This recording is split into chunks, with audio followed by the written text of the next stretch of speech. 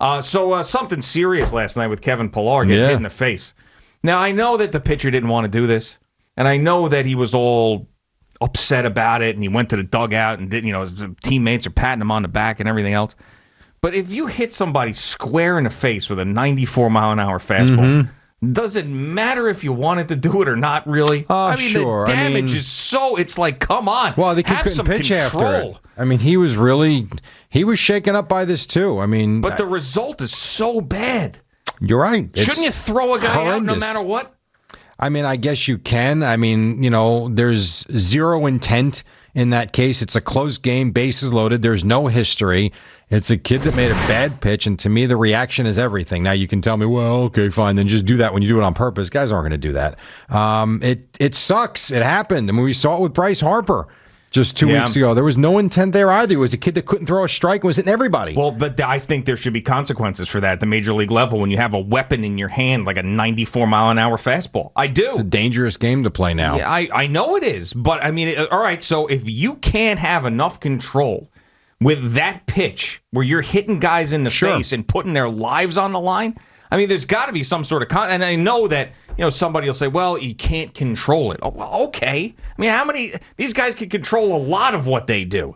And if it ends up happening where it slips out of your hand or it's occasional or whatever, and maybe guys will think a little bit differently, change their approach if there's some sort of consequence to hitting a guy in the head or hitting the guy in the face, and maybe you could save one or two of these. I don't know. It's just like this whole Kevin Pillar spitting up blood and pouring it from his face into the batter's box. It was awful. And you hear Ron Darling talking about how he believes someone's going to die on the field. Yeah. And he doesn't want to be the guy calling the game. I said this to Al, and I didn't want to make it a talking point, but since they did say it on the broadcast and you brought it up, I said to Al in the the warm-up show, whatever we call it, Al and Jerry, buy a mug. They're really awesome. At what point do we go to masks? Like full-blown helmets? Like, why not? Yeah. And I'm not, listen, the look of it is stupid. I get it. I understand it. I see the girls in softball wear it everywhere. I think even at the college level, I believe the fielders wear it and the batters wear it. I think, maybe not, but I know at the high school level they do. I feel like everything is always reactionary instead of actually being proactive. Yeah. Whether it's been the nets at the hockey arenas, whether it's the nets down the foul line for baseball, you've got two things that really do intrigue me and scare me at the same time. You've got the pitcher with their heads completely exposed. Mm-hmm. And how many times have we seen a pitcher take a line drive off the head and you sit there and say, how is that guy alive? Yep. And you've got batters now facing on a more and more an everyday basis, facing pitchers that are thrown in the mid to upper 90s. And we've seen it not once, now twice in the span of 2 weeks. At some point, forget someone dying.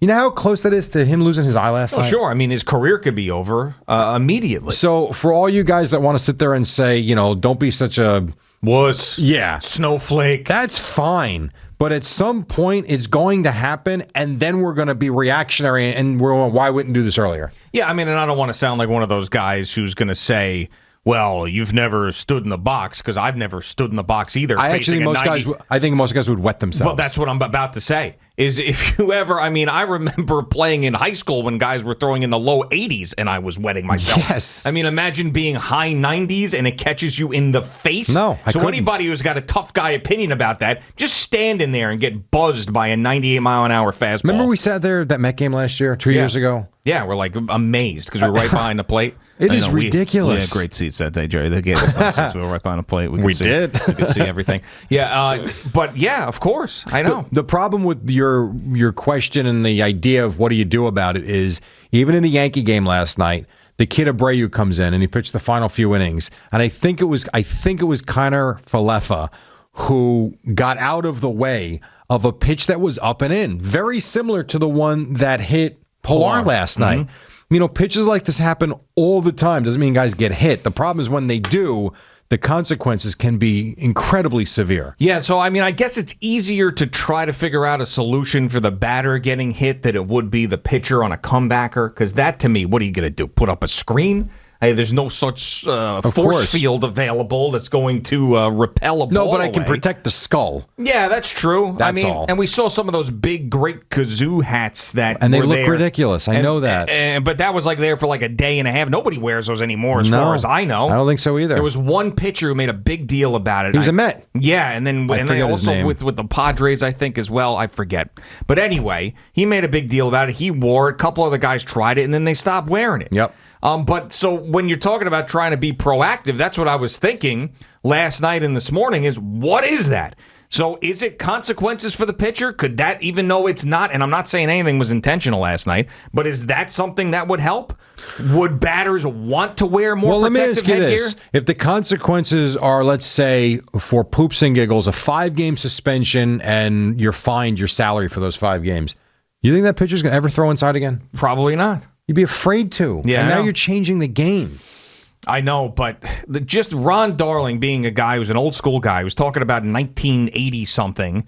He was in the minor leagues and he hit a guy in the head and he had to take the rest of the season off because it affected him so much. I believe it. And I think this kid might have that same issue. Yeah, and then it talked about how he believes someone's going to die on the field. I'm just, it's one of these things. Okay, then what do you do to change things? I think what I said is what you do to change it. Protective headgear. It's the easy, batters now for years since I think Barry Bonds really made it popular. Yeah.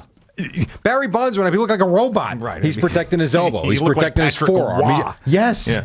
But we don't worry about our face. Right. And our eyes. I don't know. I know it doesn't look great. I understand it, but I also think before someone does die, it's at least an idea. Yeah, I don't think the issue is going to be whether or not the players think it looks great. It's going to be, can they hit comfortably with the thing on their head? Of course you can. Well, these guys are so particular. I know. It changes their vision. Antonio Brown wouldn't play because they hated like his helmet in Oakland. He was also a psychopath. Well, but that's true. But these guys will say, I can't see the same. Yeah, It feels different or whatever. It's going to take some time. But they'll complain about it. And some people then you won't make do it optional.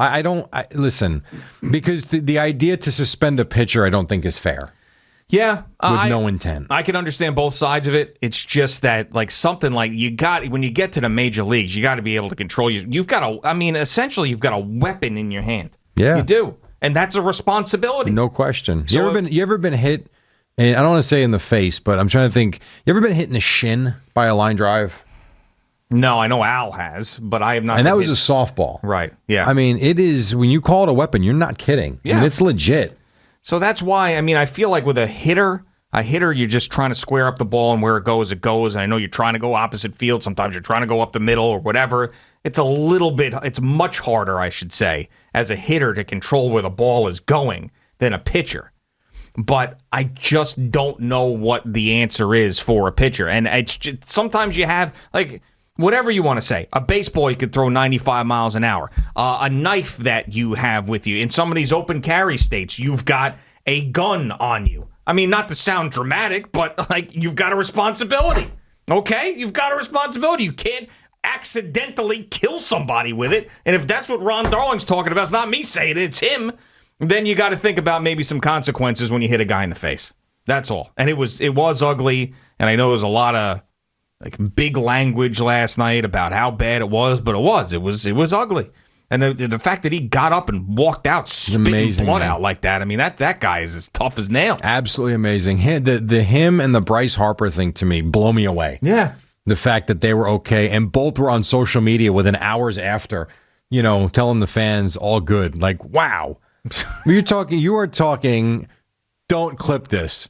You are talking about balls to the face at a high rate of speed, flush. Are you kidding? Right in your face. God.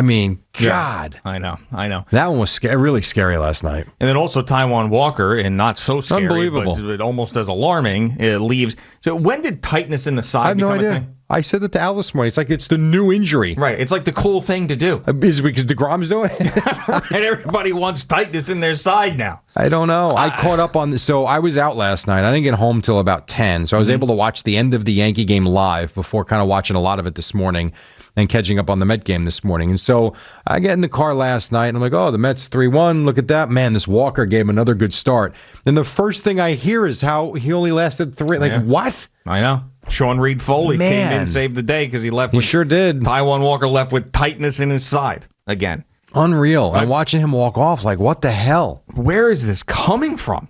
I mean, was it described as a different injury prior to the last couple of years? We knew that he had an issue because he wasn't swinging, and he was just up there either looking to walk or he would try to bunt. That makes more sense now. Yes, and he said that in the post-game press conference, like, this is why he's been feeling it, but it really didn't affect his pitching.